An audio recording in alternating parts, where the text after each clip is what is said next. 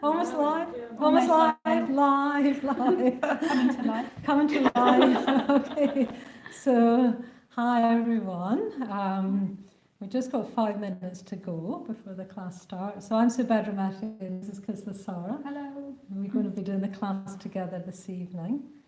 And I think there's quite a few watching already. How many have you got watching already, Paula? 40. 40 of you already. So very, very warm welcome to London Buddhist Centre online. Is anyone, maybe see if anyone's here for the first time. If anyone's joining us for the very first time at the London Buddhist Centre or London Buddhist Centre online, maybe you could let us know.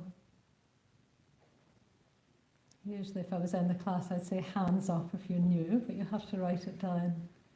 Anyone here for the first time? Yeah? Who's here for the first time? What are the names? Mark. Oh, Mark. Welcome, Mark.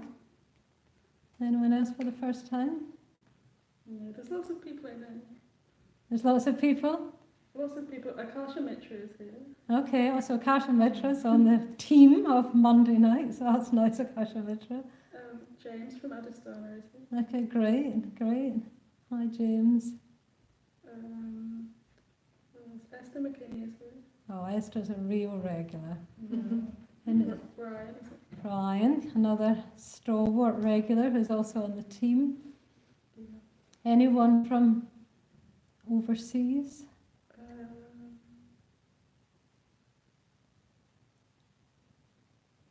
Germany. Who's that? Someone from Germany. Someone from Germany. Who's that from Germany? Brigitte. Oh, okay, Brigitte. There's Natasha in Denmark. Oh, Natasha! Yeah, good. Hello. Natasha was just visiting the London Buddhist Centre recently. Mokshidi said hi in Avakula. Ah, Mokshidi from down the road. There's Tara in Croydon. Great, another Tara. Good. I hope you're all very well. Lovely to have you here for Dharma night.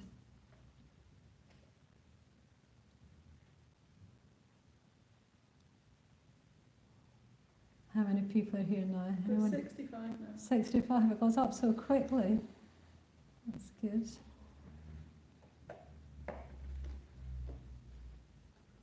Another 77. Oh, that was quick. Loads of people from my Mitra study group. Ah. Everyone from my Mitra study group. Everyone from Ariane's Mitra study group. Welcome, Ariane's Mitra study group. Great. Good. There's Costanzo from Switzerland. Ah, Cristanzo. Hello there. Nina in New York City. Oh, great. Hi, Oh, I Nina. think I might know Nina. Yeah, Maybe. Okay, It's you good. who I know, Nina. Hi. Sue Hart is here. Oh, great. Hi, Sue.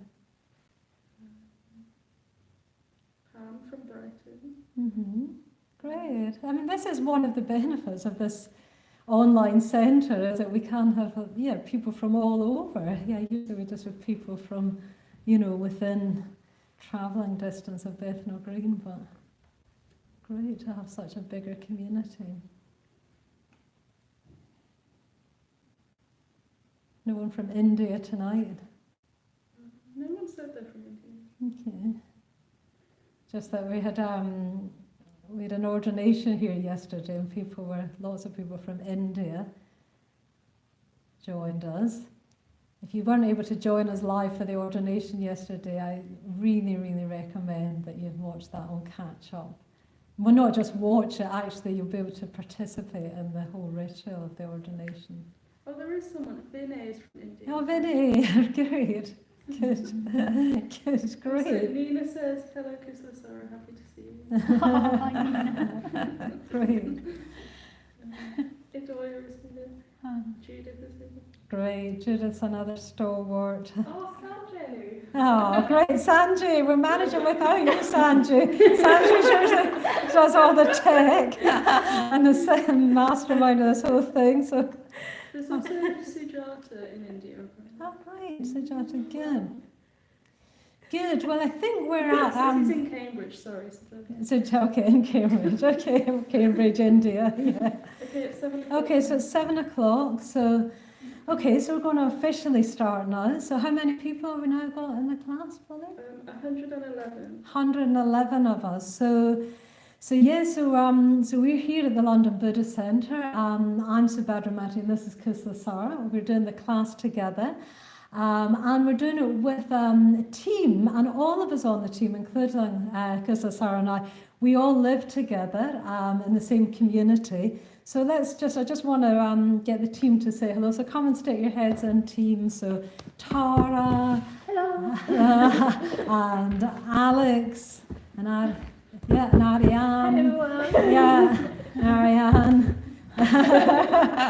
And Polly behind the camera. So this is our team. So isn't it great that we all live in the same community? So that means we can all be here safely at the London Buddhist Centre together. Giving you this class from the London Buddhist Centre online. And not only do we all live together, we all live at the Buddhist Centre. So as Kusalasara quipped the other day, it's not so much that we're working from home, it's that we live at work, as it were. Except we don't really think of this as work. It's just actually really our pleasure to bring the Dharma to you tonight, especially at this time. So this is one of the classes that we run. I'm getting a bit tongue-tied. We run a class every weekday night, 7 to 8 o'clock. So do tune in every night if you want to. The best thing is to subscribe to our YouTube channel, and then you'll get notifications of all the classes. We do stuff during the day as well. A couple of yoga classes. We're going to increase that. We're going to try and bring in morning meditation. So subscribe to our channel and you'll get notifications of all of that. This evening's class is focusing on the Dharma, the Buddhism, with a bit of meditation. Tuesday and Wednesday are meditation with a bit of Buddhism, and then Thursday and Friday are again more Buddhist focused with meditation. So the format tonight is I want to say just a few things to just set us up for meditation, and we're all going to meditate together. And then Kusalasara is going to just introduce some Buddhist ideas to us, give us a little talk, and then after that there'll be a chance for you to ask questions. So do think of questions as we're going along. Not during the meditation, don't think of questions, but during the talk, think of questions. During the meditation, just meditate. We're in another week. We're in another week of this whole new situation that somehow we're managing to try and learn to adapt to. And that goes up and down, doesn't it? There's all sorts of challenges to our lives now. There's challenges externally, loads of challenges externally. Some of you listening might be unwell at the moment. Some of you might have friends and relatives that are unwell and that you're worried about. There's also more and more there's sort of moral dilemmas facing us, all different kinds of moral dilemmas that we have to think through and work out what's best for ourselves, what's best for others. So there's outer challenges, but also there's inner challenges. There's the challenges presented to us, just by our own minds and emotions. And I'm imagining if you're anything like me, like us here in Navakula community, it's probably going in waves. In our community, we've had all sorts of waves of different people feeling things at different times. So, sometimes somebody's feeling really sad. Sometimes somebody might be feeling a bit frustrated. We can't go out, they've closed the parks. Sometimes, probably just me, that sometimes gets a bit irritable, Sometimes we might be feeling immense gratitude, just for our lives. Probably all of us know somebody who's struggling more than ourselves, and we just feel so grateful. And that all goes in waves, sort of individually and also collectively. And those waves can be quite intense. What I've been finding and talking to my friends is all the things we usually go through, it all seems to have speeded up and be more intense. So the question is, what has meditation and Buddhism got to offer us in this situation? In fact, has it got something to offer us? I mean, I really think it has. I really think that meditation has and Buddhism has. And I was thinking about this today, especially after, quite a very meaningful talk with someone from our community. And I was thinking, I think what meditation and Buddhism can give us, it can help us to sort of grow a bigger mind. It can help us to grow a bigger self in a way, so that we're not sort of so thrown about by our own and others' emotions. I don't know about you, but it's not just that we have emotions, it's then we react to those emotions in ourselves. I mean, with me, I'm like, oh my God, like, why did I get so irritable?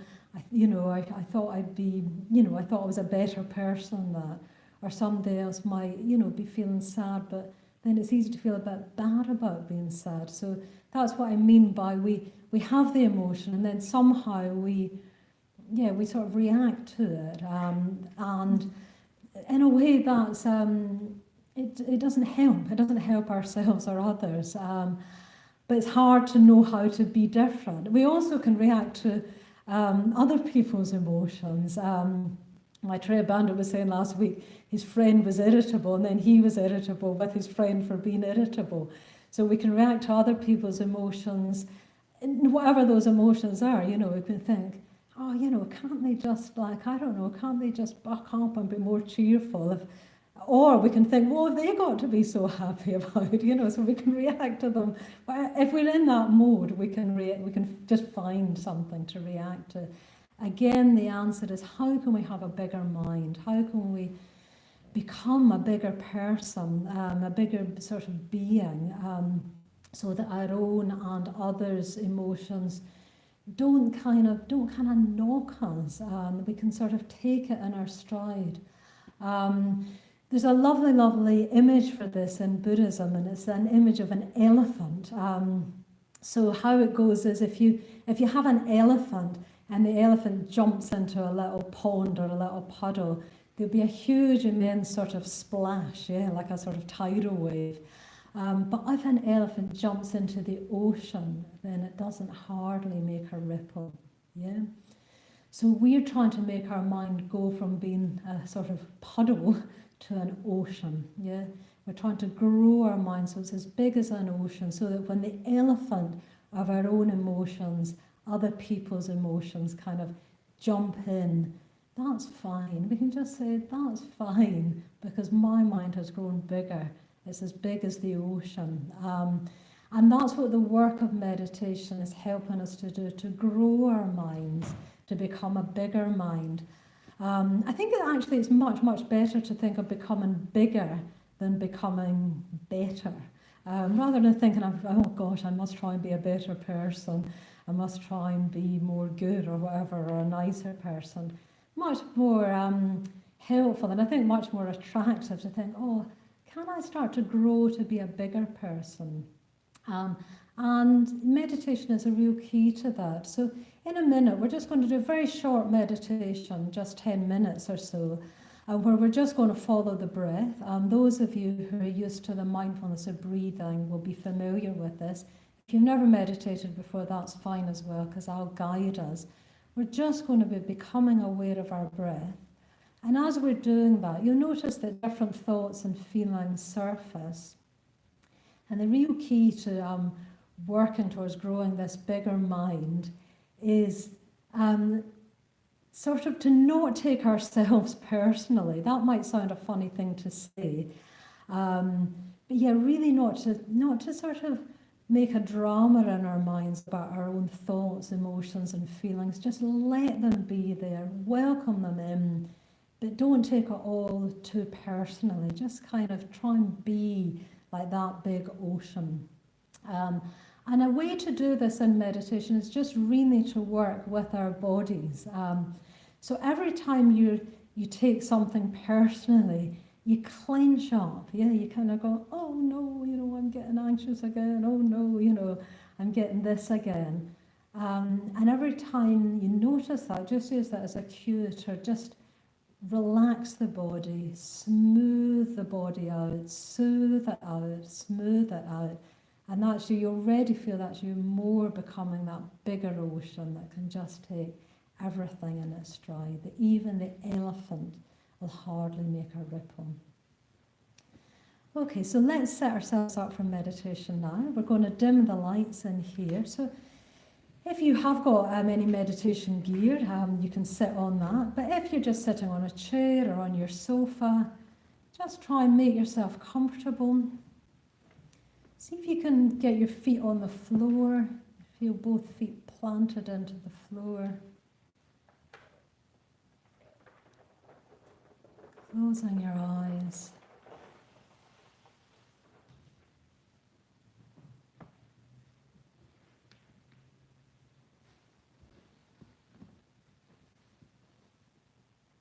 Really seeing if you get a sense of your weight dropping down into your chair,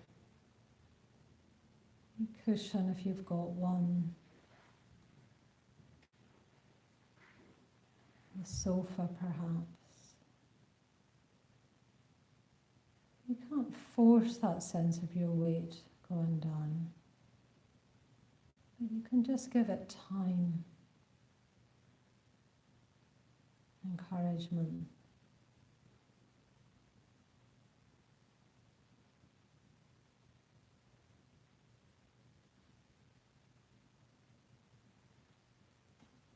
I'm going to start with a poem. The Guest House. This, being human, is a guest house.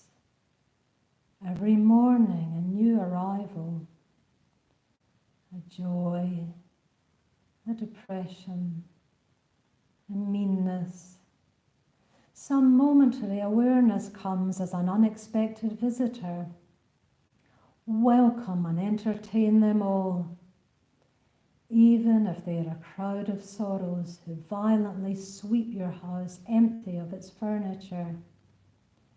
Still treat each guest honourably. He may be clearing you out for some new delight.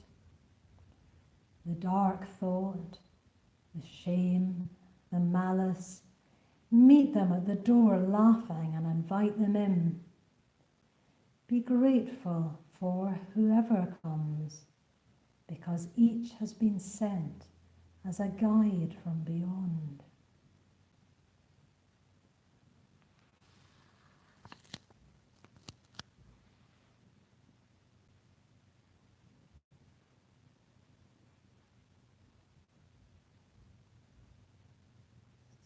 And I keep just seeing if you can get a sense of your weight dropping down.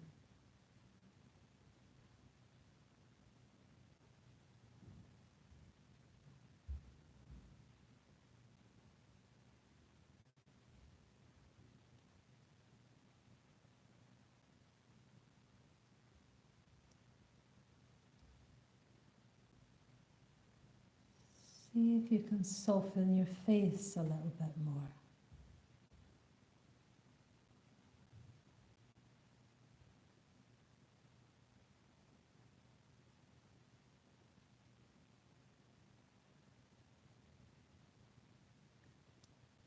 See if you can soften your belly a little bit more.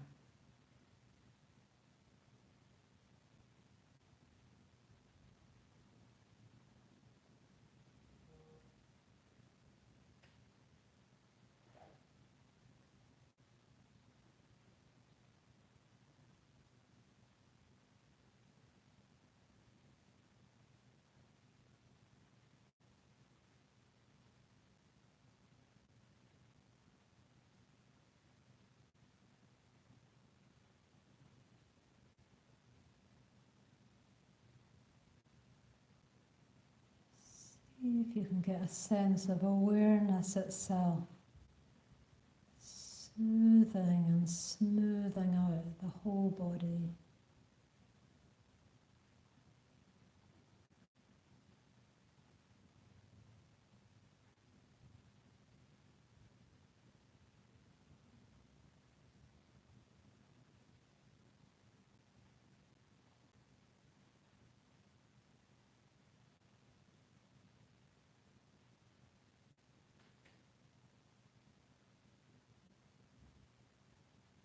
And now just noticing that your body is breathing.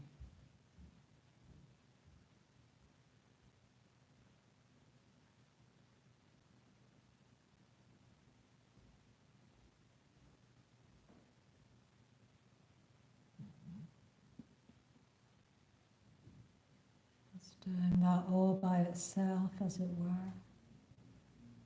No need to make any effort to breathe.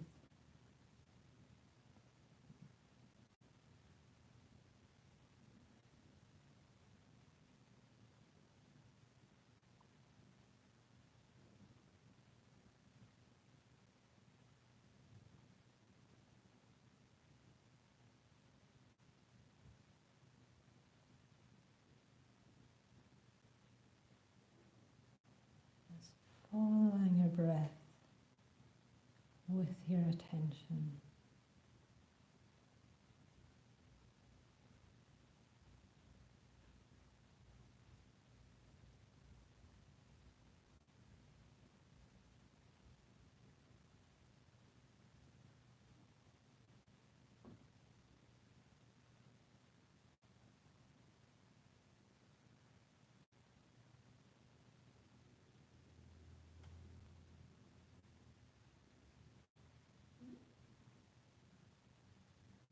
Just letting any thoughts and feelings just pass through like waves.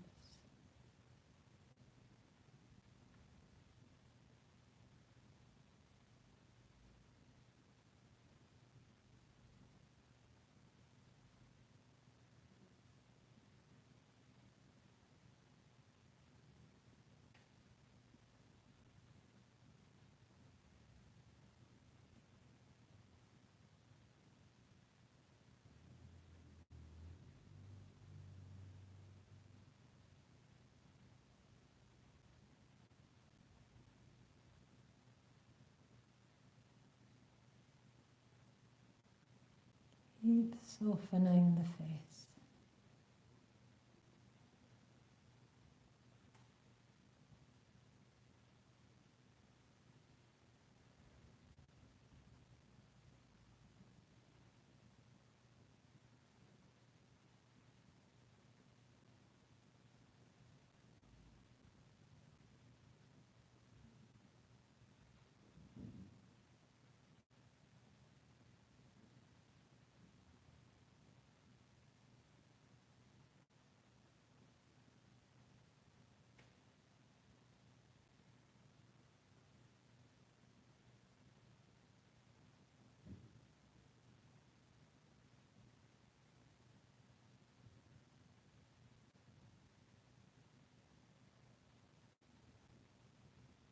Keep soothing out and smoothing out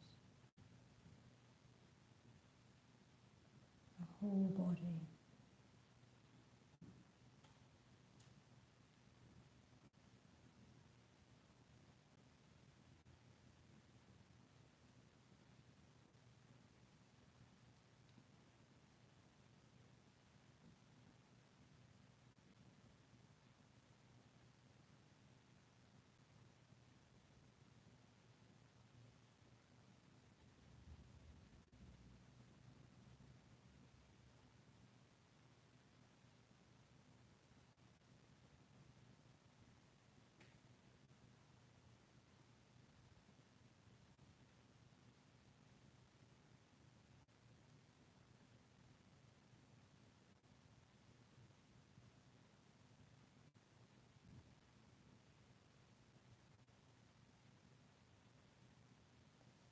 Seeing if you can get closer to the actual sensations of the body breathing.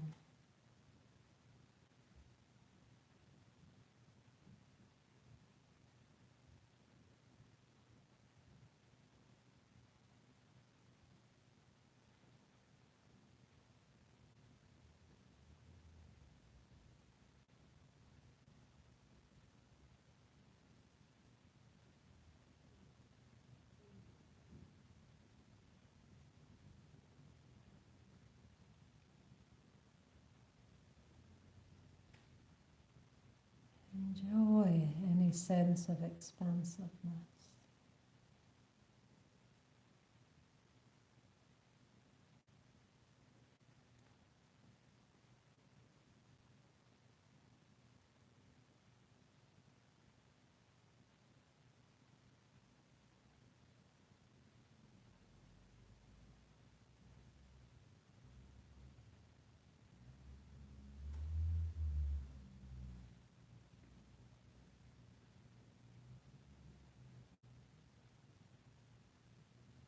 And still sitting still with our eyes closed, but just broadening our awareness out to include the whole of the body.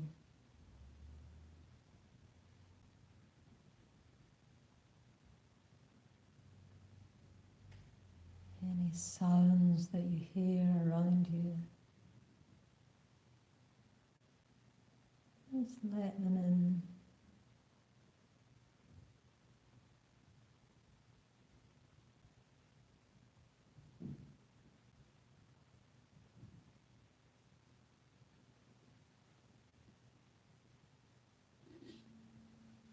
And when you're ready, just opening your eyes, bringing the meditation to a close.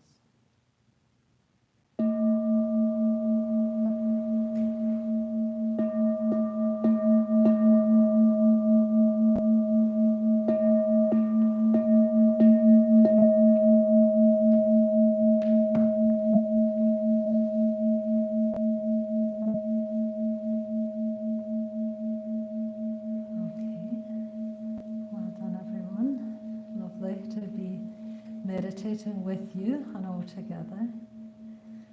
So now, if you'd like to sit comfortably, I'm going to hand over to Kusalasara. So I'll give to you. Thank you. That was very, very lovely to be meditating here, here with everyone from our community and with all of you from across the globe. It's quite a miracle, actually, of human ingenuity that while we're, so restricted and so very huge numbers of people are so restricted that we can still connect in this way. Yeah, really, really, really special actually to be part of this expanded London Buddhist Centre community. And what I want to talk about and what I've been reflecting on really is continuing what Subhadramati said about how we can make our mind bigger. So how we can use this opportunity to this particular circumstance to expand our minds, to make our minds bigger. And I was just thinking that there's a sort of interesting duality. There's this universal circumstance which I can't think of an instance where the world, while I've been alive, has been so united by this particular thing, this virus, this very, very universal thing, but the particularities of how it's affecting us is very, very different. So even within our household, we're living in a very similar circumstance, but our personalities, we've all got different needs and respond to this in different ways. And I'm just very aware that some people are caught in very, very difficult circumstances. It's like there's been a sort of, I'm imagining a sort of enchantment by a wicked fairy or something that's just kind of waved a wand over the world, and whatever people have been doing, or wherever people are, that's where they have to stay. Some people are in transition. Some people are not even at home, so not even confined at home, caught in circumstances which they would never choose. Some people are very aware of being sort of holed up with people in company that they wouldn't choose, and how to deal with other people, and that might be really very, very difficult. And other people just very isolated as well. People, friends of mine who aren't well and can't get the affection from their friends that they would normally have. So this virus has affected people in like myriad ways, and some of us are just not very busy at all. Like our lives have come to a halt, and then other people frantically working to help people to keep things going. And it sort of feels like, oh, this has happened to us. I mean, it has. No one chose this situation. It feels like this has happened to us, and I think that can sort of, I sort of feel it myself, lead to a bit of a loss of initiative. That like this kind of enchantment by this wicked fairy, we're helpless to it, and we just have to succumb to the circumstance of it. On a sort of practical level, that is the case. We might be a bit helpless, and we're having to wait for our government to tell us what to do about certain things. But there's a sort of, I'm picking this up in the media as well, a sort of helplessness. It seems like people are like waiting for the opportunity to tell us what to do, like how to do your hair in lockdown, how to tidy your desk in lockdown, what to wear, how to do your makeup in lockdown. Like we've sort of lost, not just lost our normal lives, but sort of lost a sense of that we've lost the basis of which we operate at all. What recipes to use in lockdown? Well, you can probably pretty much manage. I think we've probably got more initiative than we perhaps give ourselves credit for, and certainly that some aspects of the media sort of we perhaps don't need to be told how to do these things. And I really want to sort of remind us to keep the initiative in our spiritual lives, in our practice, in our Dharma practice. To be creative and proactive around that.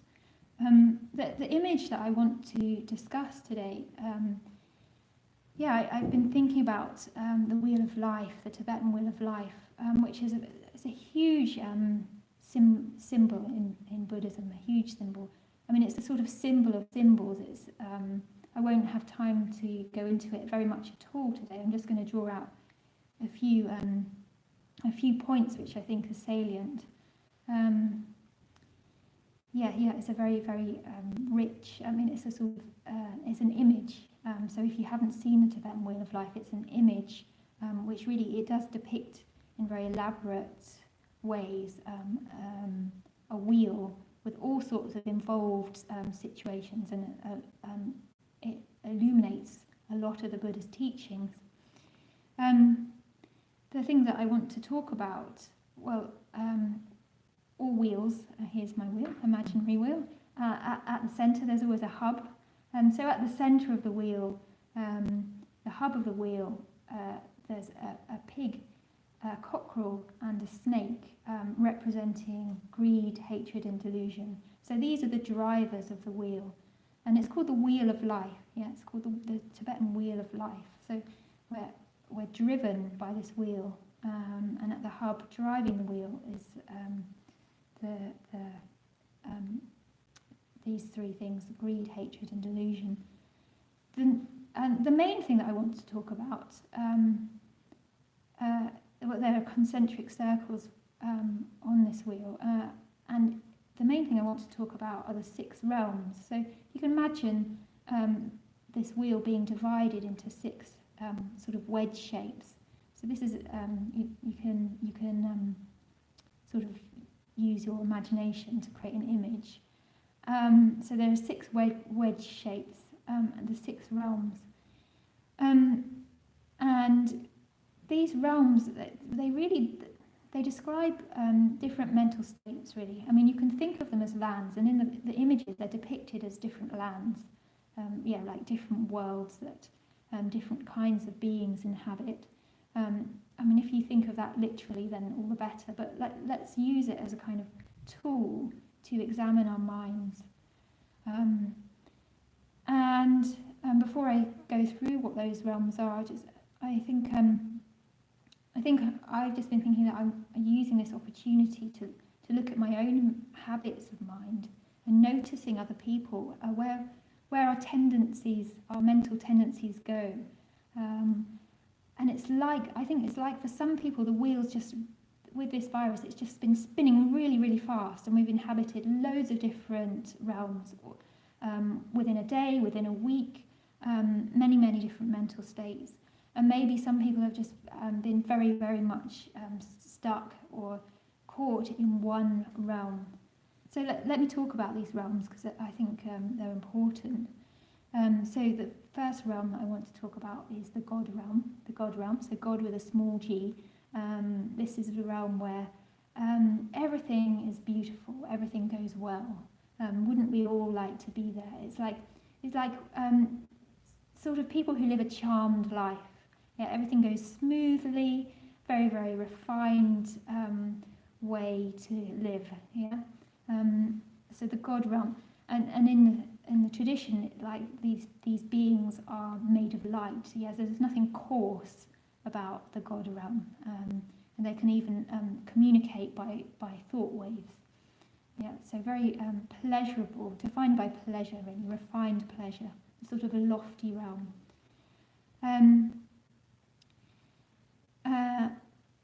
But the thing to notice about the God realm is that, well, the gods, they live very, very long lives, and they're not. There's no animosity, but nor are they aware of other people. Yeah, so you wouldn't expect someone in the God realm to be angry or want to harm anyone, but they're not going to. There's a sort of self-satisfied, complacent quality that's not actually interested in broader picture of other people's or other beings' lives. So the God realm, in contrast to the God realm, there's the Titans. Yeah, so this realm is it's depicted by really these muscular creatures who have to fight for supremacy the whole time. So they're fighting, they want to dominate, they want to win, they want to distinguish themselves, they want to get what they want. Yeah, so they're fighting for the top spot, the Titans. So a lot of energy, and none of it very pleasant energy, a lot of aggression. So as I'm describing these realms, just notice, I would bet that everybody has experienced these realms, these mental states, all of them at some point in your lives, and you may find that you have one that dominates. So the next realm is called the Hungry Ghost realm, and in this realm, the depiction is of these beings who have huge empty bellies and tiny mouths, yeah, and they're just consumed with craving. So the hungry ghost, they're just consumed with craving. Their mouths are so small because they can't consume enough to fill their empty stomachs. Just this longing. And they turn to, the longing is for something that can't actually satiate. Yeah, so you might recognise that feeling of pinning your craving onto something that can't actually satisfy.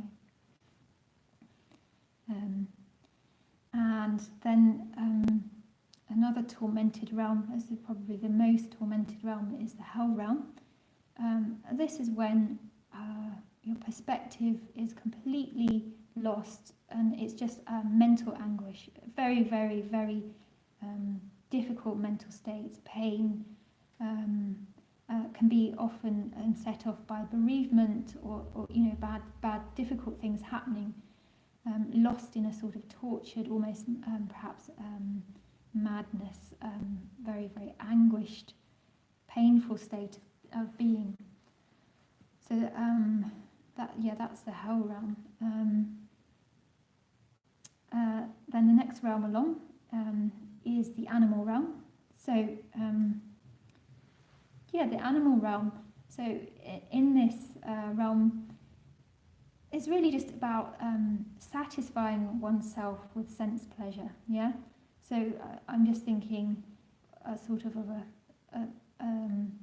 eating, sleeping, sex. eating, sleeping, sex. That's all one wants. One loses one's faculty for thought, for an interest in beauty, anything higher than just getting your base needs met. If those base needs aren't met, then then there's trouble. You get snappy, territorial, all of that. But if they're not, then fine. Just kind of sort of grunt along, grunt along to the fridge, grunt along to bed for sleep or sex or whatever you can get. So that's the animal realm.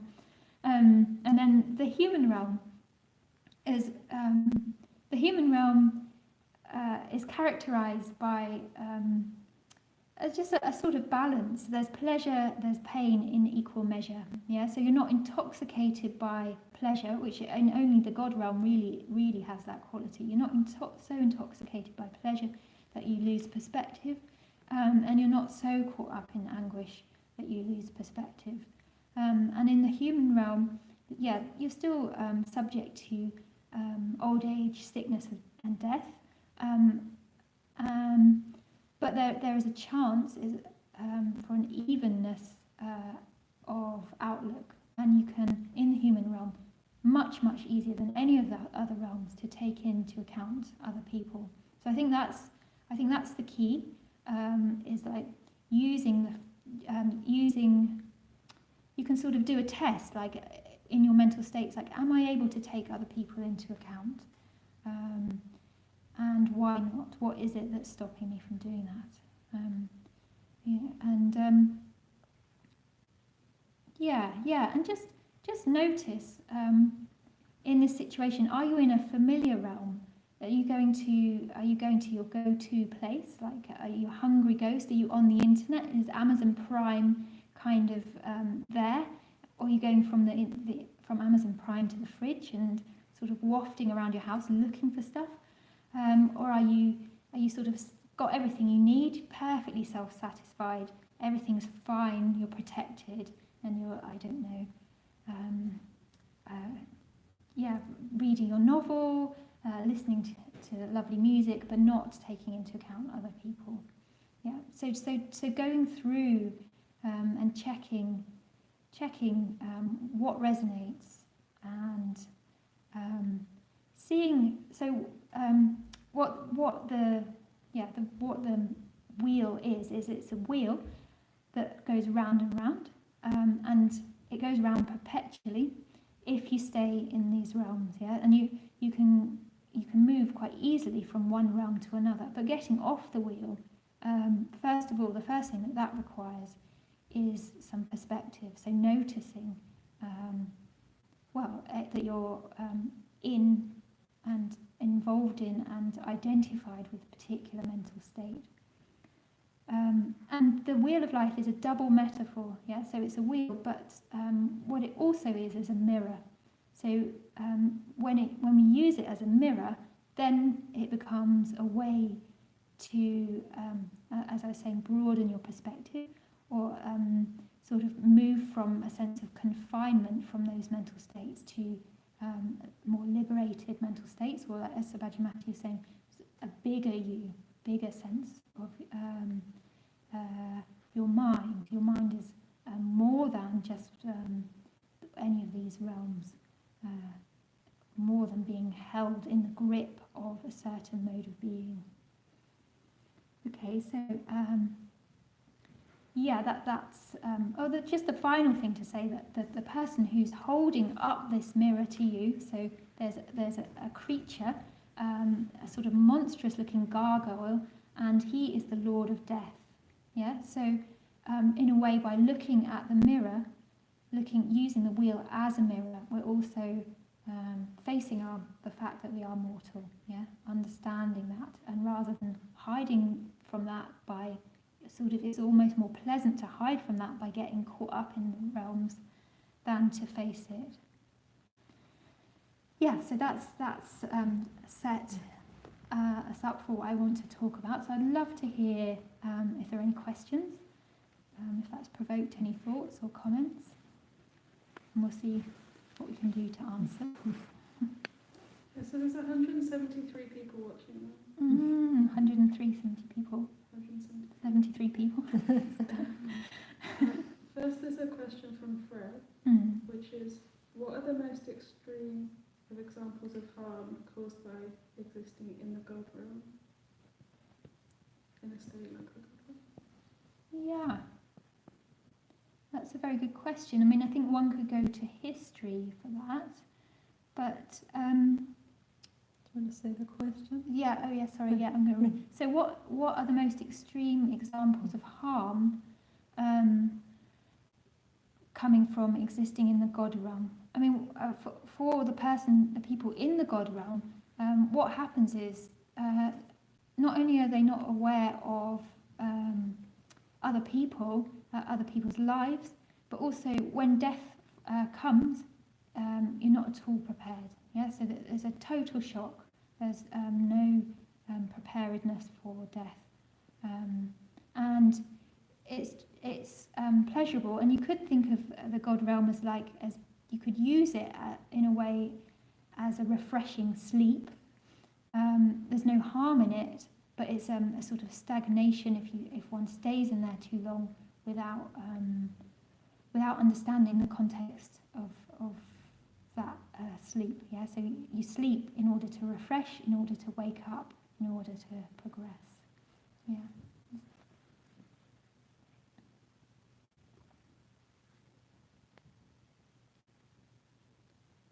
There aren't any more questions. There's no more questions. Okay, so do Oh, there's one. okay. There's another question coming. So there's a question from Alex, which is, what do you think about interpreting the realms as places we go to after death, rather than depictions of mental states? Okay, so Alex wonders about interpreting the realms that I've just described as places that we go to after death, rather than depictions of our mental states. What I would say is that after death, I actually don't know what's going to happen. In order to make use of the wheel, I prefer to bring it into my own experience. And I do believe that after death, however one's been acting, however one's been in the world, there will be continuity. Yeah, there'll be some continuity, how that manifests is a mystery to me. Obviously, I don't know, because I can't remember dying, so that's unknown. So I think it's probably both. That's my speculation. But in order to make use of the wheel, I have to use it in my life now. I don't know if you want to add anything. Well, probably just echoing what you've said, Kusalasara, that it's something about the principle is that we're drawn to the familiar. You know, so we'll just that's why we keep gravitating in life, as it were, back to our favourite realm. And, you know, I too don't know what happens when we die, but I kind of think it makes sense that gravitation towards the familiar, if we haven't worked on our minds, will keep happening. And that's why this is, like, being alive in this human form gives us a chance to really, make the most of it. Yeah. Esther asked, can a nation be in a realm collectively? What would characterise the virus realm? Well, I would say no. I'd say a nation can't be in a realm collectively. So even though there might be a collective external experience, it's individuals. So the realms are descriptions of how an individual responds. And I think that's a really good question. So Esther said, so I'm going to repeat the question. How can a nation be in a realm collectively, and what would characterise the virus realm? The mic's crackling a bit.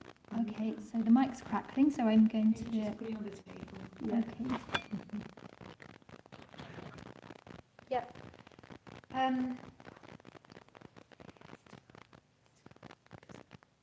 So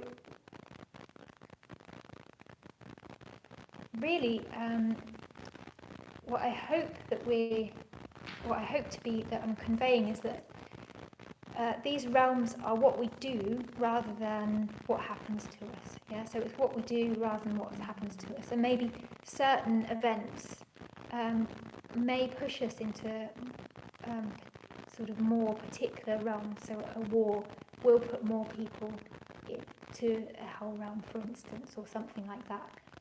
But it's always possible to be in a different realm. And just observing people around, I can see how people are responding very, very differently to the virus realm. Yeah,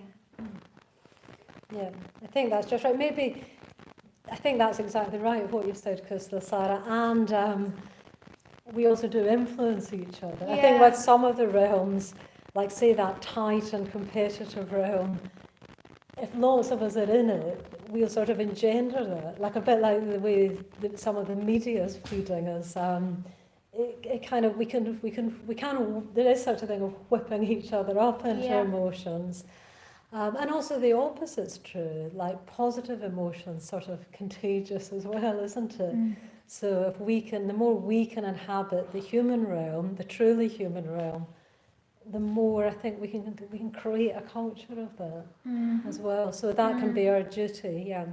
Yeah, and that I was talking about that each of the realms, apart from the human realm, it's very, very hard to take other people into account. And I think it's not that you wait until you're out of the realm, whatever realm, hell realm, hungry ghost realm, or whatever, in order to then respond to other people. It's like you can use that as a prompt to that you can use a response to other people, just doing something for someone else, broadening your perspective. And that it's almost like magic. It's almost like the reverse of that bad spell that the wicked fairies put on us, will pull us out very, very sort of miraculously sometimes. Being aware of other people will pull us out of our own contracted mental states. Yeah. There's a question from Tracy, who's looking at a picture of the wheel, and she said she can see Buddha figures in each realm. Why are they there and what are they trying to tell us? Okay, great. So Tracy has used her initiative and is looking at pictures of the wheel. Yeah, so there's a lot of symbolism in the wheel of life. A sort of 20-minute talk we can't go into, but Tracy's seen that there are Buddha figures in each of the realms of the wheel. And these are important because the Buddha figures represent ways out of each particular realm. So each Buddha is offering a sort of salvation in a way, what each realm needs to hear. In the God realm, the Buddha is playing the lute of impermanence. No, I can't remember all of the realm, but the Buddha is reminding the gods that they're not immortal. What's this, the Titans, do you know? The Titans, the sword of wisdom. That's it. Yeah. So using the same language that the Titans use, but to cut through their hatred and ignorance. In the hungry ghost realm, that is offering food that will actually satiate. Yeah, so something that they can actually feel satisfied. The animal realm, the Buddha is carrying a book, so offering the higher self culture. And in the hell realm, it's a bowl of nectar, the nectar of enlightenment, something like that. Human realm. The human realm, it's a begging bowl and stuff, isn't That's it? And I think what that's saying again is when you find yourself in the human realm, like take the next step, step to sort of deepen your Dharma life. Yeah. So it's very good to try, if you feel like you're in one of the more tormented realms or the God realm, perhaps just try to get to the human realm, but don't rest there. Yeah, so get to the human realm where there's a sort of evenness and a sense of awareness, and use that to then practice from. Yeah. Any more questions there? Yes, Steph asked, if we move out of the wheel, is that enlightenment? So Steph asks, if we move out of the wheel, is that enlightenment? So moving out of the wheel is the beginning of a path towards enlightenment, so known as the spiral path. So if we start to leave the wheel, we've still got more work to do, but rather than this cycle that goes round and round and round, you can imagine a spiral. So you're still going round, but there's a sense of ascending. We still need to practice, but there's much more positivity in that. Yeah. And maybe I always think it's good to just remember that all of us, every single one of us, will have had moments when we've stepped off that wheel. Just as it'll be, all those realms will be familiar to us. I think it's good to remember every time we've, I don't know, just done something generous or just been surprised by beauty or I don't know, just different moments. Yeah, we've stepped off that wheel. We've stepped out of the clutches of that monster of death, of impermanence. And as soon as we step off the wheel, the monster disappears, as it were. And we've all had glimpses of that as well, maybe more than glimpses. And yeah, that stepping off is, as Kusalasara said, the beginning of the path to enlightenment. And also the really, really exciting thing is that on that spiral path, if we keep practicing and keep stepping onto that spiral path, eventually we can gather a momentum such that we never fall back onto the wheel again. And I find that very heartening, actually. And our own teacher, Bhante Sankarashtra, said that that's possible for any human being in this lifetime, to get such a momentum on the path that you never fall back onto the wheel. Yeah. So, yeah. And in every realm, although it may seem overwhelming, there's an opportunity there to practice. Yeah. And even being able to look clearly and understand that that's what's happening is giving yourself space to not get completely swamped by that realm.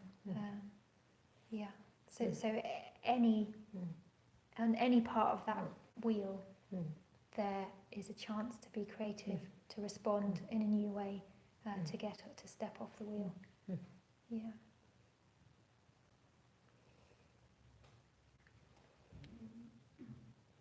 Katie asked, are you suggesting the human realm is preferable, the best one to inhabit, or does it too have limitations? So Katie asked, are we suggesting that the human realm is preferable, that it's the best one to inhabit, or does it too have limitations? Well, it does have limitations. The reason it's preferable is because it has this aspect of a possibility of a broadness of perspective. It's easier to practice. It's easier to practice in the human realm. It's not impossible to practice in the other realms. But it does have limits, and I mean mainly the limits are ourselves. So once you're in the human realm, it doesn't mean like that you're on your escalator to enlightenment. In the human realm, you have to maintain mindfulness. You have to make effort. You have to also not get caught in sort of day-to-day striving and maintaining your human existence. You have to practice metta. You have to decide to take on the path and keep that in mind the whole time. So it's not plain sailing by any means, as you can see just by looking, by looking at the world. You can see that that's not automatic sort of uplift, but it's a very, very good basis. Just to be aware of the opportunities to be grateful of one's human life is part of practice, actually. Yeah. Okay, so we'll finish there. So no more questions, but thank you very, very much for joining us. Before we go, I just want to say one more thing, and just about how we function as a community. I mean, I don't just mean our household, but the London Buddhist Centre and the wider Buddhist community. So we're operating on the basis of generosity. We're not operating on the basis of service for exchange. So just would like to ask you to, if you'd like to make a donation, that you can do that by clicking the link underneath the screen, or I think that in the comments box there's also a link, and you could make a monthly donation, or that would really, really help us, especially in times like this. So yeah, just to say that we are all volunteering here. I'm just doing this because I want to. It's my way of contributing. I'm really, really happy to be able to do it. Subhadramati is volunteer. Everyone here from Navakula is volunteering. So if there's an opportunity for you also to practice generosity, so that we're operating on that basis rather than in exchange for services. Yeah. Okay. So and just to let's finally end. We're going to do a short ritual so that to finish this period of practice. I'm going to read out the transference of merit and self-surrender. So any good that's come about through this period of practice, through meditation, through reflecting on the Dharma, goes to benefit all beings. So I'm going to read this out, and we can do it in call and response. So yeah, I do invite you to do this at home as well.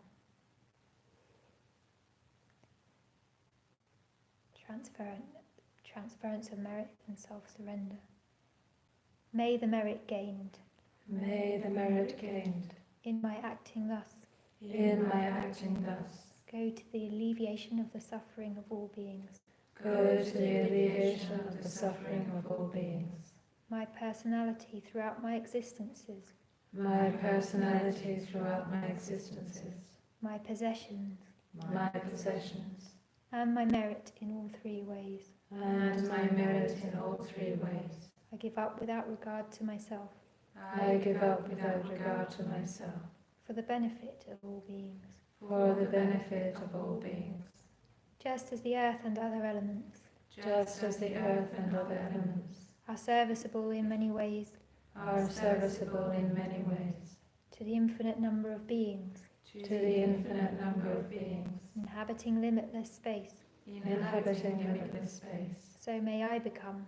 So may I become. That which maintains all beings. That which maintains all beings. Situated throughout space. Situated throughout space. So long as all have not attained. So long as all have not attained. To peace. To peace.